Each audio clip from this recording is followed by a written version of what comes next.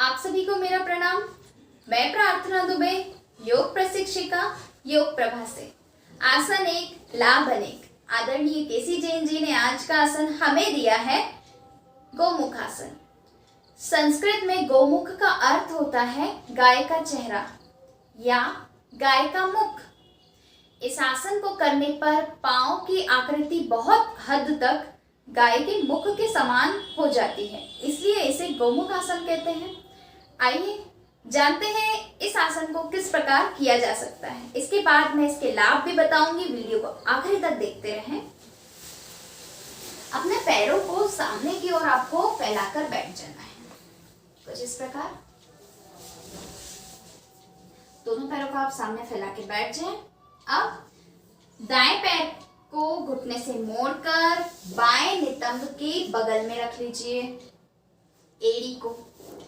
अब बाएं पैर को घुटने से मोड़कर दाएं नितंब के ऊपर से दाएं नितंब के बगल में रख लेंगे, यानी कि दायां पैर हमारा नीचे है और बायां पैर हमारा ऊपर से घुटने से मुड़कर आएगा। कुछ इस प्रकार आपकी स्थिति बन जाएगी। इसके बाद आप बाएं हाथ को कंधे की सीध में लाके हथेलियां पलटेंगे और खींचते हुए ऊपर ले जाएंगे। सांसें आप सामान्य ही रखें। कोहनी से मोड़कर पीठ के पीछे हथेली रख लेंगे। अब आप दाएं हाथ को भी कंधे के सीध में लाएं, हथेली ऊपर, हथेली नीचे की ओर ही रहेगी और पीछे की ओर पलटते हुए हथेली को आप कोहनी से मोड़कर पीठ के ठीक पीछे ले जाएं। जैसे ही पीठ के पीछे ले जाकर हम ऊपर की ओर हाथ बढ़ाते हैं तो दोनों हथेली आपस में बंद सी जाती हैं। आप दोनों हाथों की उंगलियों को गूंथ लीजिए, या ये कह सकते हैं कि आप दोनों को अच्छी तरह पकड़ लीजिए, या फिंगर लॉक भी आप बना सकते हैं। कुछ इस प्रकार आपकी आकृति हो जाएगी। आप सिर से कोहनी को पीछे की ओर भी धकेल सकते हैं। इस स्थिति में आप कुछ देर तक बने रह सकते हैं। सांसें आपकी सामान्य रखें। ये था आपका आधा चक्र।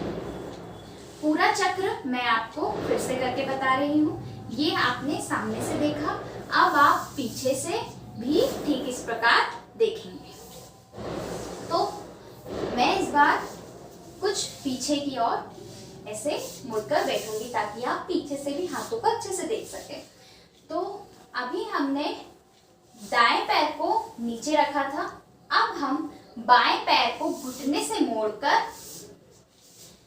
दाएं घुटने के नीचे से ले जाएंगे और नितंब के बगल में रख देंगे। इस प्रकार दाएं पैर को भी घुटने से मोड़कर बाएं नितंब के बगल में एड़ी को रख देंगे। जैसा कि बताया था कि घुटने के ऊपर घुटने होना चाहिए। कुछ इस प्रकार आपकी स्थिति बन जाएगी। अभी हमारा दायां घुटना ऊपर है और बायां घुटना नीचे की ओर है। हम दाएं हाथ को लाएंगे कंधे की सीध में, हथेली पलटाएंगे और ऊपर ले जाकर कोहनी से हाथ को मोड़कर पीठ के पीछे रखेंगे। इसी प्रकार हम बाएं हाथ को भी कंधे के सीध में ले जाकर हथेली पीछे की ओर पलटेंगे। अब कोहनी से हाथ को मोड़कर हम पीछे पीठ पर ले जाएंगे हथेली को। यहाँ पर आने के बाद आपकी स्थिति कुछ ऐसी भी हो सकती है। तो इस वक्त आपको ऐसे कुबड़ ना निकालते हुए बिल्कुल सीधा बैठना है। ज्यादा से ज्यादा हो सके तो आप सीना फुला सकते हैं और पीठ थोड़ी सी अंदर करके इतना ऊपर ला सकते हैं। और आपको थोड़ा और प्रयास करना है तो आप इस हाथ को या तो हाथ से कुछ इस प्रकार ले जा सकते हैं या फिर अपने सिर से पीछे की ओर कर सकते हैं। तो यहाँ आने पर आपको खुद को प्रयास करना है और अपने हाथों को इस प्रकार पकड़वाना है। शुरुआत में आप इस प्रकार स्पर्श कर सकते हैं, थोड़ा थोड़ा हम ऊपर लाएंगे और ये आपने हाथों को, उंगलियों को गूंथ लिया है इस प्रकार। ये आपकी गोमुख स्थिति बन जाती है। सामान्य श्वास प्रश्वास करें।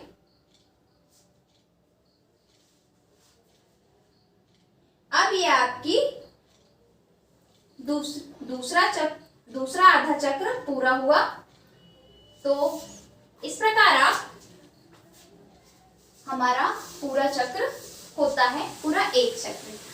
तो ये थी गौमुख आसन की स्थिति। आप इसे और अच्छे से करने के लिए दोबारा देखिएगा कि किस प्रकार मैंने दोनों ही चीजों में अलग अलग आपको बारीकी से बताने का प्रयास किया है। अब इसको करने के लाभ क्या क्या हैं और क्यों करें हम गौमुख आसन। तो गौमुख आसन करने के लिए कई सारे लाभ हैं। यहाँ तक कि अस्थमा जैसी बीमारी को दूर करने में गौमुख आसन बहुत ही महत्वपूर्ण भूमिका निभाता है।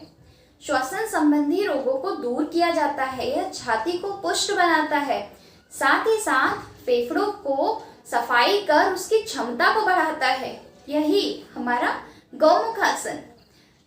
गौमुख आसन साथ ही साथ आपके मधुमेह को भी नियंत्रण में लाता है और पेनक्रियास को उत्तेजित करता है। इस प्रकार आप गौमुख आसन को करके इतने लाभ पा सकते हैं। और भी आगे लाभ है, रुकिए आगे मैं बता रही हूँ। बवासीर जैसे रोग को नियंत्रण में रखने के लिए आप इस आसन को कर सकते हैं। यदि कूल्हों में, नितंब में, हिप्स में आपको दर्द है किसी प्रकार का, तो उसको भी दूर करने के लिए आप गौमुख आसन को जरूर ही करिए। आपके पीठ और बाहों को यानी कि भुजाओं को मजबूत बनाने के लिए, इसकी मांसपेशियों को मजबूत बनाने के लिए आप इसको कर सकते हैं। गौमुख आसन आपको करना ही है। आजकल हम देख रहे हैं हमारा खान पान इतना सही नहीं है या हमारा पाचन इतना सही नहीं होता है, तो आपको इस आसन को करना चाहिए, जिससे कि आपकी किडनी और लीवर यानी कि यकृत और गुर्दे दोनों ही स्वस्थ रहें और स्वस्थ रहकर अपना कार्य सुचारू रूप से कर सकें। तो इनको स्वस्थ रखना भी हमारी जिम्मेदारी है, हमारे ऑर्गन्स हैं। तो इसके लिए आपको गौमुख आसन जरूर ही करना चाहिए। ये बहुत ही जरूरी लाभ है। साथ ही साथ जो चीजें हमें दिखती है, यानी कि यह आपके शरीर को सुडौल और लचकदार भी बनाता है। तो है ना गौमुख आसन हम सबका प्रिय और बहुत ही सुंदर। तो जिस तरह गौमुख आसन सुंदर है, आपको भी इसको करना है, लेकिन इसको करने की कुछ सावधानियां तो हैं। चलिए जानते हैं ये सावधानी क्या है। ये सावधानी यह है कि आपको यदि घुटनों में दर्द है या अधिक दर्द बना रहता है, आजकल घुटनों की दिक्कतें ज़्यादा हैं, तो इसमें आपको गौमुख आसन को नहीं करना है। ठीक है। दूसरा यह है कि यदि आपको पीठ में किसी प्रकार की रीढ़ में गंभीर समस्या है या आपके हाथ पैर दुख रहे हैं या बहुत ही ज़्यादा दुख रहे हैं, तो भी आप गौमुख आसन को ना करें। सबसे महत्वपूर्ण जानकारी और सावधानी यह है कि जब हम हाथों को पीछे की ओर करते हैं, इस प्रकार नहीं ले जाना है। यदि आप ऐसे ले जा रहे हैं तो बहुत अच्छा है, बाकी मैंने आपको बताया है। तो इन हाथों को पीछे मिलाने के प्रयास में आप अधिक बल या बल का प्रयोग ना करें। योग का अर्थ ही है कि प्रयास करना है, बल नहीं देना है। तो जैसे जैसे आप अभ्यास को जारी रखेंगे, आप अच्छे तरीके से गौमुख आसन कर पाएंगे। तो यह था आज का हमारा वीडियो।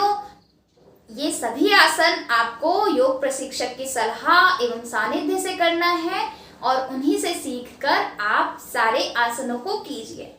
मैं प्रार्थना दुबे, योग प्रशिक्षिका योग प्रभा से। धन्यवाद।